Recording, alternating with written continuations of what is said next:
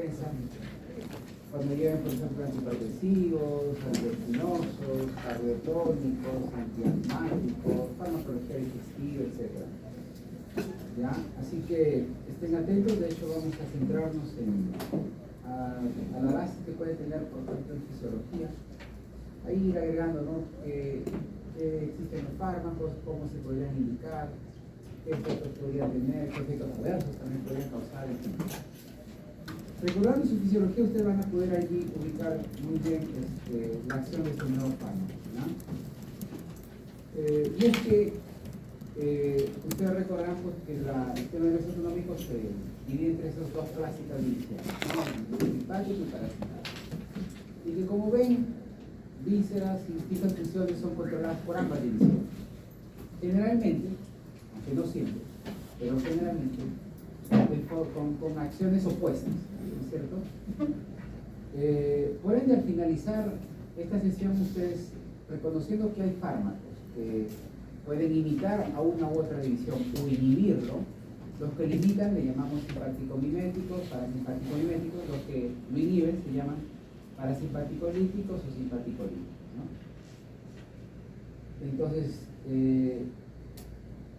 a partir digamos, del perfil de estos agentes, usted va a poder decir, bueno, en tal situación puedo usar esto y también tengo opción de usar el otro, este es más favorable, menos favorable, en fin. Porque partiendo del hecho de que son antagonistas fisiológicos, recuerden, es decir, las acciones que causan son generalmente opuestas, hay más de una forma de causar el mismo efecto. Por ejemplo, si tenemos la función cardíaca, ¿quién estimula la función cardíaca? El simpático. Si hay un paciente en paro, ¿qué podríamos dar? Adrenalina, noradrenalina, ¿no es cierto? Pero recordemos que también el parasimpático inhibe la función cardíaca a través de la aceticolina, receptores M2. Caso del simpático, receptores beta 1 y beta 2. Bueno, si no doy adrenalina, noradrenalina, también podría dar atropina. ¿Por qué? Porque la atropina inhibe a los receptores muscarínicos, M2 entre ellos. Y como el M2 normalmente inhibe la función cardíaca, al final se está inhibiendo a un inhibidor. Inhibidor del inhibidor, ¿qué me da? O equivale a estimular, ¿no es cierto? Es como decir, coloquialmente, ¿no? El enemigo de mi enemigo, amigo, ¿no es cierto? Claro, el enemigo del simpático está siendo su amigo del simpático. Entonces, fíjense, o sea, a partir de ahí, ¿eso qué implica? Que ustedes solo tienen que recordar la función, que hace una división y la otra división, y decir, oh, bueno, doy mimético de uno, pero lítico del otro, ¿no es cierto? Y viceversa, claro, dependiendo de qué es lo que ustedes buscan hacer, ¿no? Para poner otro ejemplo, la meiosis, cuando ustedes van, por ejemplo, a una consulta oftalmológica y por primera vez le hacen un examen de fondo de ojo para ver que todo está bien, ¿cierto? Esa es la diferencia de un oftalmólogo y de un optometrista, ¿no? El oftalmólogo, obviamente, es un médico. El optometrista es un profesional que solo domina la optometría, es decir, la medición, ¿no es cierto?, de la agudeza visual y eventualmente de la ayuda, en este caso, de las lentes que se utilizan, los anteojos, ¿no? Pero ellos no le hacen examen de fondo de ojo, no están entrenados a reconocer patologías. Pero es importante que siempre la medición de su visión lo haga un oftalmólogo.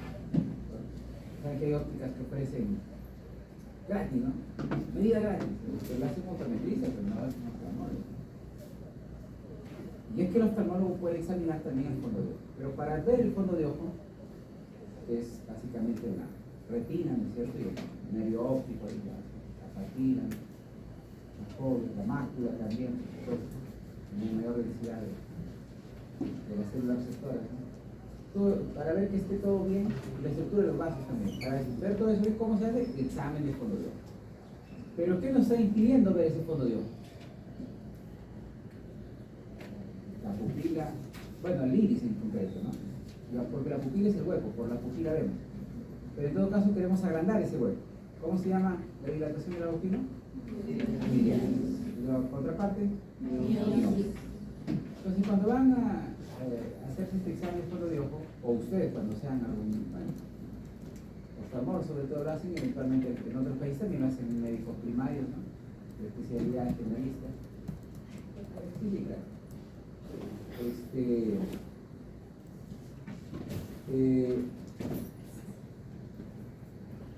El hecho es que van a requerir de dar la medicina. O sea, fármacos que induzcan iliasis. ¿Cuál es tu opinión? Vargas Guevara. Entonces, ¿qué fármacos podrían causar miriasis, no? Bueno, el simpático produce miriasis. O sea, podríamos dar un simpático bien. Pero no es la única opción. ¿Cómo también podríamos producir miriasis? O inhibiendo que produce miosis. O sea, parasimpático, ¿cierto? Entonces, como verán, hay más de una forma de cómo lograr un efecto. ¿De acuerdo? Y así podríamos dar muchas funciones en las que sabemos uno y otro dan funciones opuestas. Hay más de una forma de conseguir un efecto.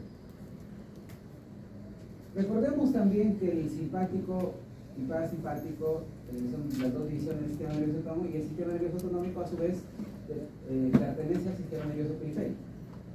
Pero el sistema nervioso periférico sabemos que también tiene una división sensitiva y motora. Y el autonómico no está aparte. Pertenece a uno de los dos. ¿A cuál será? ¿Al sensitivo o al motor? Al motor, obviamente. El corazón, por ejemplo, ¿no? Es un músculo. Peristalsis, muscularizo. Esfínteres, muscularizo. ¿Sí, cierto? Entonces, las funciones controladas por el sistema nervioso autonómico, sea una u otra división, se reducen a efectos contráctiles, en la gran mayoría. Y bueno, por ahí adicional, secreción, así que, ¿de acuerdo? O sea, contracciones, secreción. Ese es el resumen de las funciones del autonómico.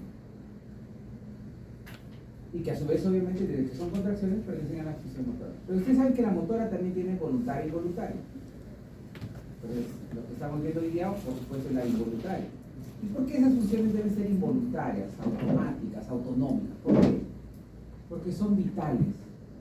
Imagínense ustedes que tuvieran que estar pensando en qué momento deben hacer latir su corazón. Y pronto le decimos, es el examen final, se olvidan de hacer latir su corazón. Claro, cardíaco. Sería absurdo, ¿no es cierto?, que tengan que concentrarse en esta situación desafiante, estresante, y estar pensando en cómo deben hacer latir su corazón. Sería absurdo. Bueno, son funciones vitales que por ello tienen que ser autónomas. ¿De acuerdo? Y claro, si bien podemos influenciarlo un poco, no en su gran medida, ¿no?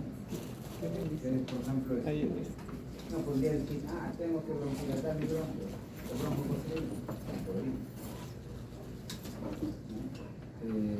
Bueno, hay técnicas de relajación, por ejemplo, ¿no?, del biofeedback, ¿no?, que les hacen escuchar su latido y ustedes se concentran en enlentecerlo. Y sí, hay quienes se entrenan mucho de esas que logran, ¿no? Pero no es que no enlentezca, sino que son técnicas de relajación. Si yo a mi organismo le hago que esté inactivo, esté relajado, trato de calmar. Obviamente todos se miden, ¿no? Entonces, generalmente, pues esencialmente, más bien dicho, son funciones automáticas, autónomas. ¿De acuerdo? Muy bien. Y se reduce, como hemos dicho, contracción de miocardio o músculo liso o secreción glandular. Secreciones exocrinas y en menor medida también endocrinas. Didácticamente, en fisiología seguramente les dijeron, simpático es activo cuando estamos en actividad y consumiendo energía, ¿cierto? Y el parasimpático cuando estamos en inactividad o ahorrando energía, ¿verdad? Estas son las reglas generales. Bueno, didácticamente algo ayuda. Pero en todo caso a mí me gusta más utilizar estos dos términos para cada división. Lucha o huida para describir las funciones del simpático, de alimentación, reproducción para el parasimpático. ¿De acuerdo? Que vamos a ver, no solo les ayuda para recordar como tal las funciones que estos tienen, sino para deducir muchos de los efectos de los fármacos que estamos viendo hoy día. ¿De acuerdo? Muy bien. También recuerden la estructura del sistema nervioso autonómico. Hay dos neuronas, ¿no es cierto?, que conforman la preganglionar y la postganglionar. La preganglionar, su cuerpo, ¿no? Esa neurona, ¿dónde está? Bueno, en astas intermedias, si es que hablamos a nivel medular, y en tallo cerebral, ¿no? Núcleos de los pares craneales, ¿verdad? Estas neuronas hacen sinapsis a nivel de los ganglios autonómicos como una neurona postganglionar. ¿A través de qué? Liberando acetilcolina. ¿Qué receptores? Nicotínicos. ¿Ya? Los colinérgicos, nicotínicos. Colinérgicos porque van a ser activados por acetilcolina. Hay dos tipos, ¿no? Muscarínicos y nicotínicos. Bueno, a nivel ganglionar, nicotínicos. Pero recuerden que nicotínicos también hay músculo. La diferencia es que esos nicotínicos le llamamos nicotínicos musculares. Aquí le llamamos nicotínicos nerviosos. Que se refiere al sistema nervioso autonómico. ND nervioso. ND motor. Se arriba la función motora voluntaria, ¿no? Sería NM. Pero como es voluntaria, no pertenece al autonómico, así que descartado eso. Los fármacos que vamos a ver hoy día, los miméticos, los líticos, ¿actuarán algunos de ellos a nivel ganglionar? ¿Qué dicen ustedes? Supongamos que damos un agonista nicotínico nervioso. ¿Qué división activará? ¿La simpática o la parasimpática? ¿O ambas? Ambas, pues no, porque ambas se comunican por acetilcolina. Quiere decir que si yo quiero aumentar la función cardíaca, activar el simpático, ok, aumentará la función cardíaca. Pero también activaría el parasimpático y ese va a inhibir la función. O sea, es como decir más 1 menos 1. ¿Qué me resulta? 0. Y con eso no llego a ningún sitio, ¿no es cierto? Entonces, los fármacos que vamos a ver hoy día, les voy a hacer la pregunta: ¿actuarán algunos de ellos a nivel de ganglio autonómico? No. No, ¿de acuerdo? Por ende actúan a nivel visceral. ¿De acuerdo? A nivel visceral. Porque la neurona postganglionar inerva vísceras. Corazón, vasos, vesícula, tracto gastrointestinal, esfínteres, ¿no es cierto?, etcétera. Entonces, obviamente actúan sobre todo a nivel visceral. Bueno, si lo hacen directamente activando los receptores, caso del simpático, recuerden, adrenérgicos, ¿sí? Alfas y betas, alfa 1, alfa 2, beta 1, beta 3. Caso de parasimpático, será a nivel de receptores colinérgicos, pero los colinérgicos ya saben, hay muscarínicos y nicotínicos. ¿Cuáles serán ahí?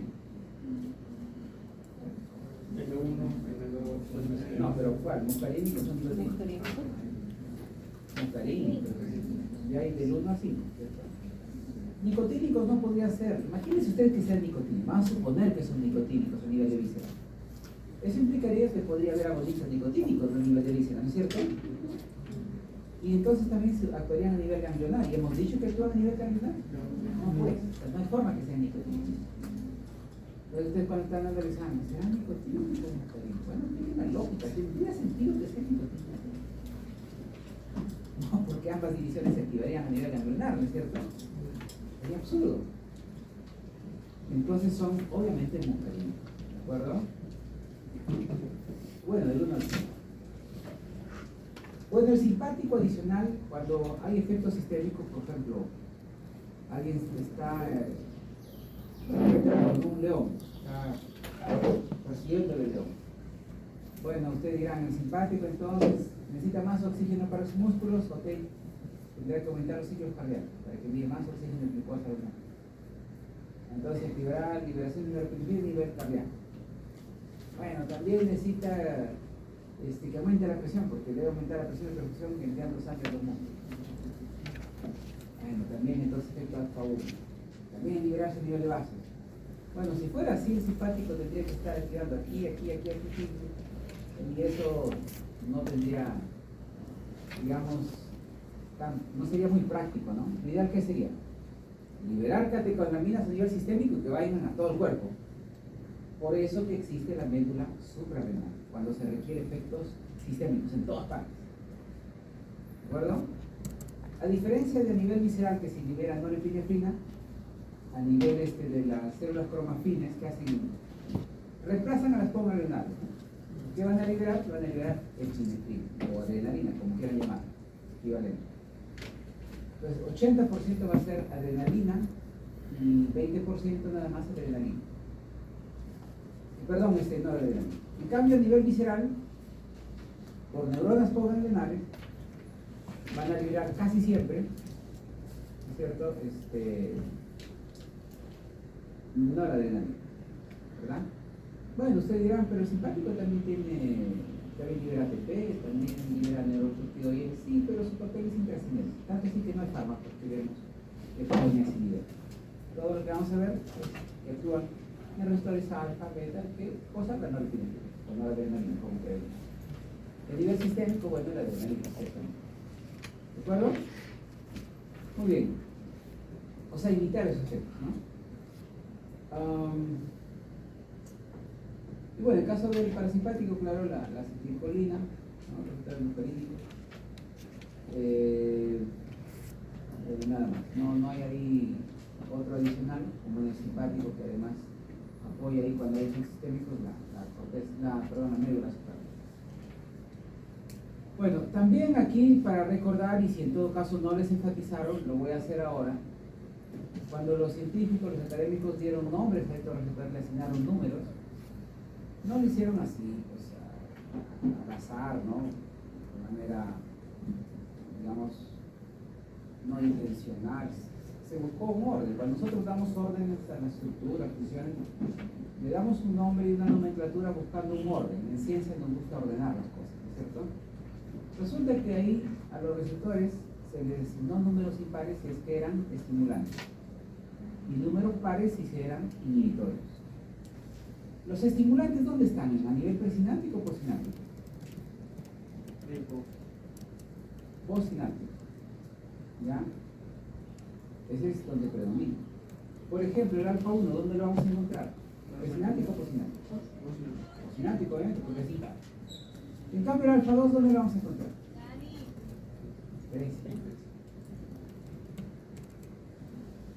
Quiere decir acá que ya no hay una opción de solo activar el opuesto, la división opuesta, sino dentro de la misma división.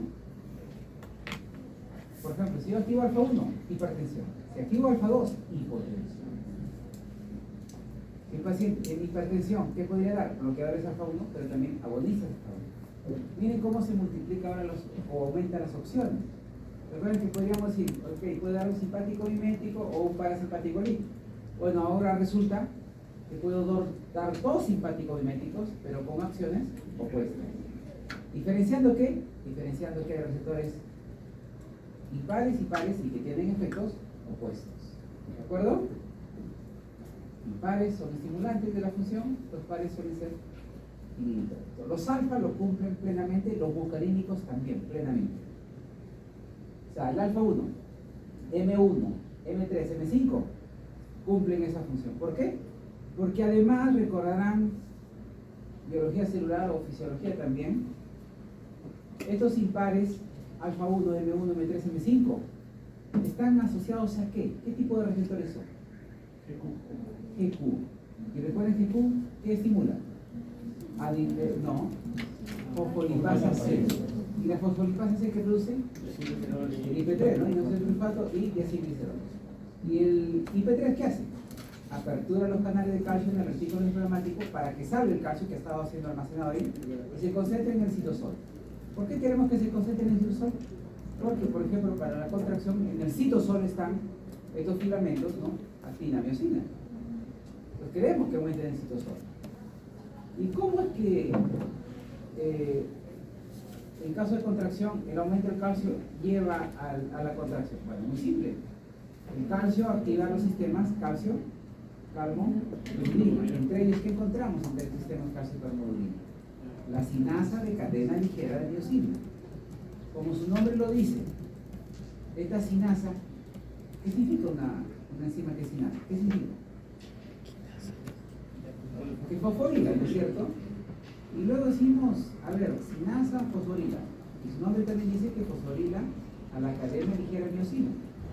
¿Por qué vamos a querer fosforilar a la cadena ligera de miosina? Porque la cadena ligera de miosina Bueno, la miosina es la que interacciona ahí con la actina. Y yo sé que si lo fosforilo, la energía química del ATP luego se convierte en energía mecánica, porque va a deformar al hidrolizar ese fósforo que se ha agregado. Esa energía mecánica se convierte en energía, química se convierte en energía mecánica, ¿no? Entonces la miosina va a ser ese remeo, una suerte de remeo, ¿no? A lo largo de la actina, y eso es la contracción. ¿Se dan cuenta? Entonces, bueno, quiere decir que toda víscera que esté controlada o que tenga receptores alfa 1, M1, M3, M5, siempre va a haber ¿qué cosa? Contracción. Porque se asocia a GQ, fosfolipasa C, IP3, calcio, sinasa de cadena de angiotensina, contracción. ¿Es cierto? En todo tejido no va a haber excepción a esta regla. Donde sea que haya alfa 1, M1, M3, M5, va a haber contracción. No va a ser el único, puede que haya también secreción. Sí, porque el calcio puede que también haya exocitosis, porque el calcio tiene múltiples funciones, ¿se acuerdan? Bueno, pero la más característica es ciertamente la contracción. Ahora, ¿y qué pasa con el alfa 2? ¿Qué decíamos? ¿Alfa 2? ¿Par o impar? Par, ¿no es cierto? ¿Y los pares qué decían? Libre. Bueno, por ende su receptor, ¿a qué se asocia? El QGS GI. GI, pues, y de inhibidor. ¿Ya? Entonces, alfa 2 y D2 son pares, y también, por supuesto, el M2 y el M4, lo mismo va a pasar. ¿Sí? Alfa 2, M2, M4, y de pasito, D2, o sea, de la dopamina. Estos son inhibitorios, por ende son receptores que se asocian a GI. ¿Y de inhibitor de qué? ¿Qué inhibimos? O sea, la subunidad alfa de esta GI, ¿a qué inhibe? A la adenilatociclasa. Por ende, ¿qué se reduce? El AMP cíclico, porque la adenilatociclasa es la que produce el si yo inhibo, menos AMP cíclico. Bueno, dependiendo del tejido se va a ver el efecto. La regla general, ¿qué me dice? Que si yo inhibo o reduzco el AMP cíclico, debo aumentar el calcio. Entonces, en teoría, el GI debería dar un efecto similar al GQ, ¿no es cierto? Porque el GQ sabemos que siempre aumenta el calcio. Y como el AMP cíclico es enemigo del calcio, ¿por qué? Porque hace que se secuestre el calcio al retículo inflamatorio. En teoría, el asociado a GI debería aumentar el calcio, ¿no es cierto? Bueno, no sucede eso. ¿De acuerdo? ¿Por qué? Porque va a depender del tejido. Va a depender del tejido. Resulta que el AMP cíclico no solo secuestra el calcio, sino que en algunos tejidos también activa proteínas sinasas. ¿De acuerdo? Y esas proteínas sinasas controlan un montón de funciones. ¿De acuerdo? Entonces, en este caso, entre esas funciones, por ejemplo, ¿qué estaría?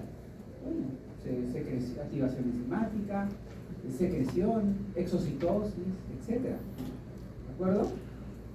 Entonces, ojo, GI va a lograr ser inhibitorio.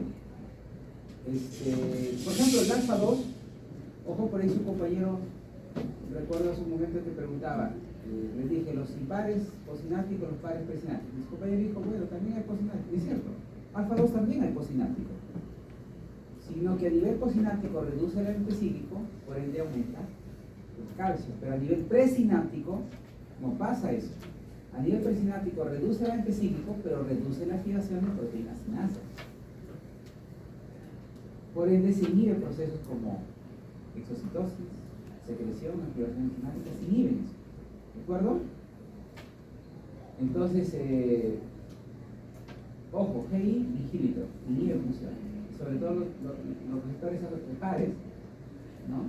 De la nomenclatura está el número par, se asocian aquí y así logra ser inhibitor. Caso de los beta y también dopamina 1, se apartan un poquito de la regla, pero solo un poquito, porque si cumplieran la regla diríamos, bueno, beta 1, beta 2 son estimulantes y beta 2 inhibitores, ¿no es cierto? Si cumplieran la regla. Pero digo que se apartan un poquito porque resulta que todos los beta 1, beta 2, beta 3, pares y pares, y además dopamina 1 de paso, todos se asocian a GS. ¿De acuerdo? Todos se asocian a GS. Entonces, ¿cómo podríamos aquí aplicar la regla de pares y pares? Parece un poquito más difícil. No, o sea, partan del hecho que todos se asocian a GS. Entonces, ahora, si se asocian a GS, ¿qué nos dice eso? Estimulan, ¿qué es el estimulan? Recuerden, ¿estimulan de qué? Pues G era inhibito. En inglés, inhibito. S en español es estímula. ¿Estimulan de qué? El anticiclasa también. Claro. El I era inhibito de la anticiclasa, el S es estímula de la anticiclasa. Es decir, va a aumentar la producción de qué? De empecíclico. ¿De acuerdo? Bueno, resulta que aumentar el empecíclico, dado que el empecíclico es enemigo del calcio, ¿qué debería pasar con el calcio? Porque hace que se secuestre, recuerden. ¿Qué debería pasar? Aumenta el empecíclico, estímula. Ahora el calcio se reduce, pues, porque son enemigos, hace que se secuestre el calcio en el retículo. Va a reducir. Entonces, en teoría, todos los betas deberían ser, en caso de contracción, por ejemplo, favorecer la contracción o inhibir la contracción. Deberían inhibir la contracción. La regla se cumple solo con los pares y no siempre. ¿Ya? Caso beta 2, sí se cumple, por ejemplo, en bronquios, porque aumenta el empecíclico, reduce el calcio, menos contracción. En útero lo mismo. Aumenta el empecíclico, baja el calcio, menos contracción. En vasos también, en vasos hay beta 2, vasos mínimos, arteriales. También hay, sobre todo los vasos que llegan a músculo esquelético y corazón. Ahí predominan los beta 2. Y ahí, a diferencia del alfa 1, en el resto de vasos, para promover la vasoconstricción, beta 2 en músculos, en vasos que llegan a músculo esquelético y corazón, se van a dilatar. ¿Por qué? Porque ahí predominan beta 2. Y beta 2 se asocia a GS. GS estimula la anticiclasa, aumenta el empecíclico, aumenta el ciclo, pero reduce calcio, son enemigos. ¿Y qué pasa con los beta 1 y beta 3? Bueno, beta 1, ¿dónde lo encontramos? Corazón, ¿no? Y el corazón resulta que estimula. ¿Cómo podría estimular? Ah, porque hay excepciones a la regla. Hay excepciones a la regla. En corazón y en células parietales de las glándulas gástricas, productora de ácido clorhídrico, ahí se rompe la regla. Y ahí resulta que el específico es amigo del calcio. Por ende, si uno baja, el otro también baja. Si uno aumenta, el otro también aumenta. ¿De acuerdo? Ahí no son enemigos. No es que uno aumente y el otro baja. No. En el resto del tejido sí. En la mayor parte del cuerpo sí. Si uno aumenta, el otro baja. Pero en corazón y células parietales, uno aumenta, el otro también aumenta. Uno baja, el otro también baja. ¿De acuerdo? Entonces, ojo, en corazón, como sabemos que beta 1 se asocia a GS, estimula la anticiclasa, por ende hay más AMP cíclico y eso va a llevar a más calcio en el citosol. Más calcio, más contracción, es obvio. ¿De acuerdo? Pero eso, fíjense, es porque, bueno, si ustedes recuerdan la regla de impares, pares, ya saben, impares estimulan. De repente no se acuerdan de esta regla y esta excepción. Pero recuerden que son impares el beta 1, el beta 2. Entonces dicen, corazón, estimulará. También recuerden que no se pueden equivocar acá porque beta 1 es casi el exclusivo del corazón. Fuera del corazón, ¿dónde más lo encontramos? No hay mucha beta 1 en el resto del cuerpo. Por ahí quizás aparato glomerular en el riñón, sí, y también tiene beta 1 para estimular la liberación de renina. Bueno, pero es un efecto menor. Beta 1 es casi sinónimo de hablar del corazón. ¿De acuerdo? Entonces, bueno, impar, corazón, estimula la función cardíaca. Pero recuerden que ahí también en corazón hay beta 2. En teoría beta 2 par debería inhibir, ¿no? Bueno, es que la excepción hemos dicho que es el corazón, ¿no es cierto? Porque hemos dicho que beta 1, beta 2, beta 3, los tres se asocian a G. Y los tres aumentan el AMP cíclico. Entonces el corazón, como es la excepción, aumenta el AMP cíclico, pero también aumenta el calcio.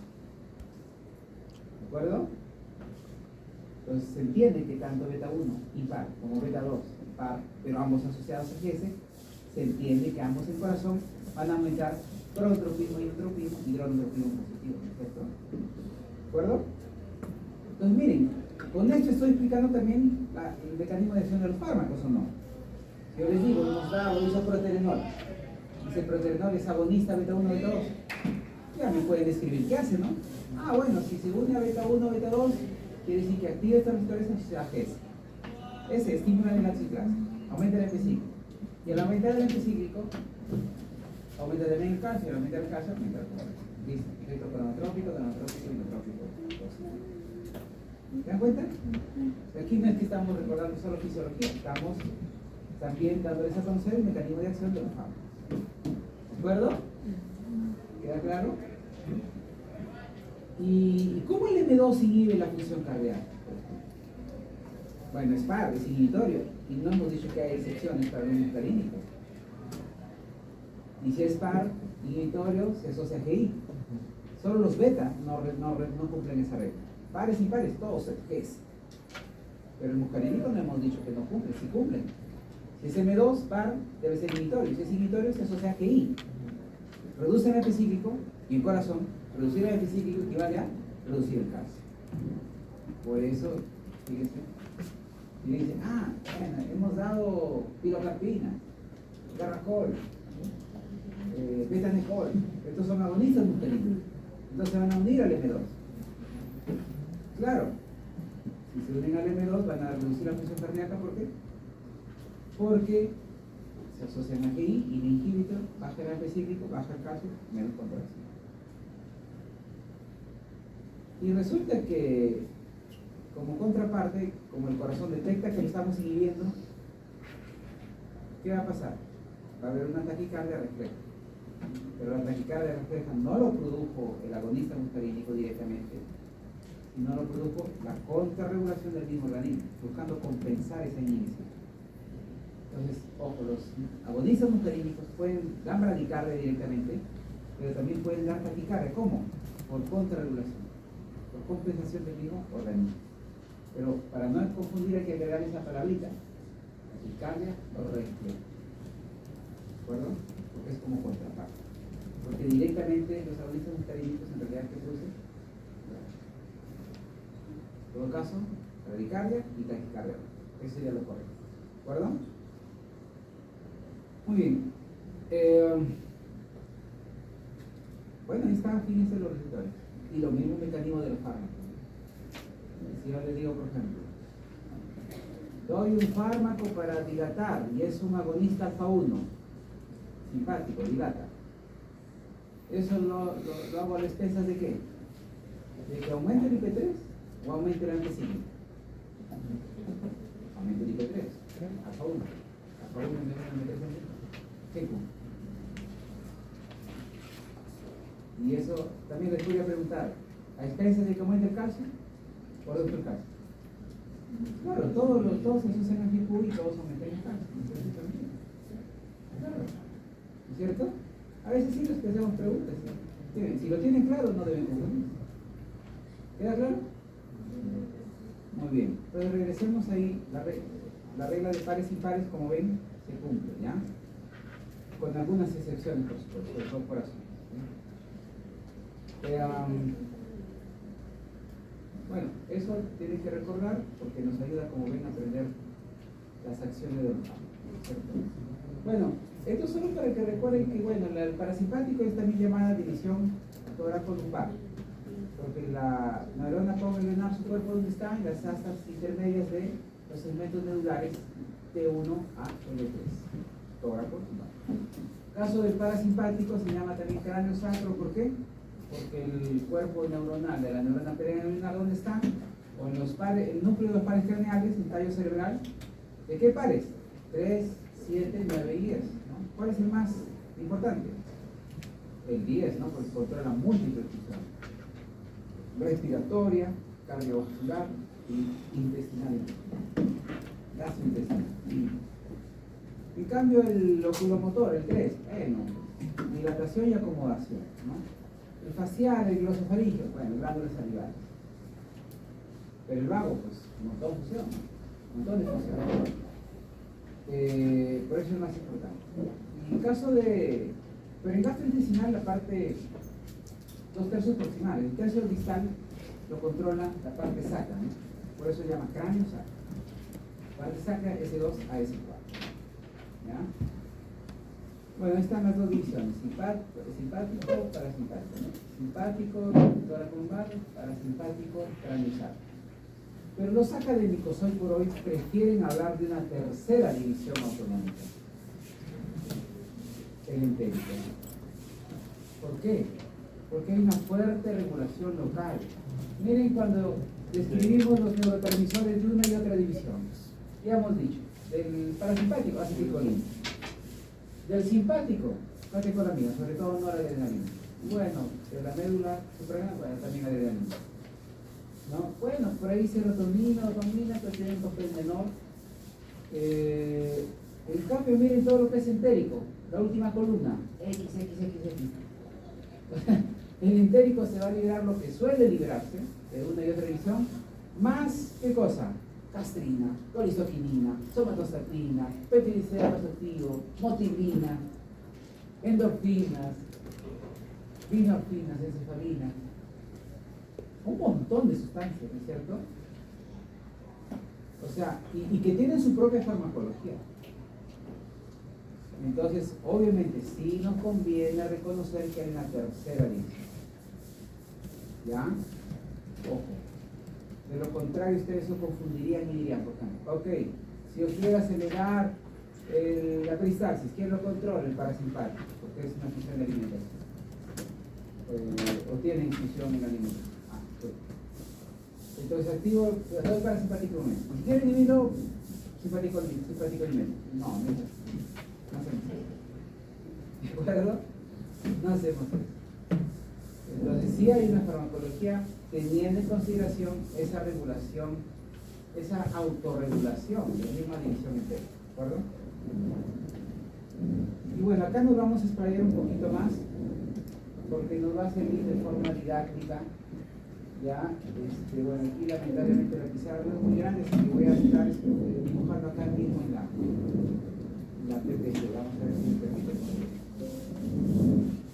No me permite, ¿eh? Es eso.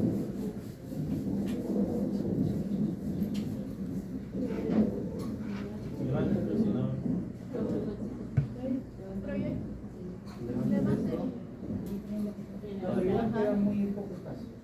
Bueno,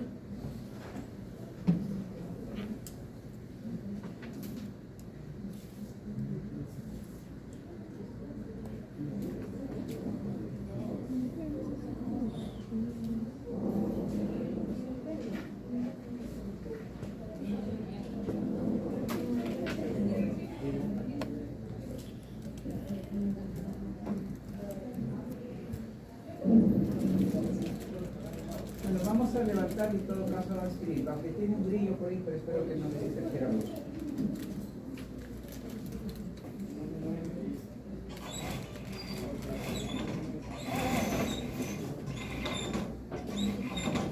No necesito escribir en la diapositiva.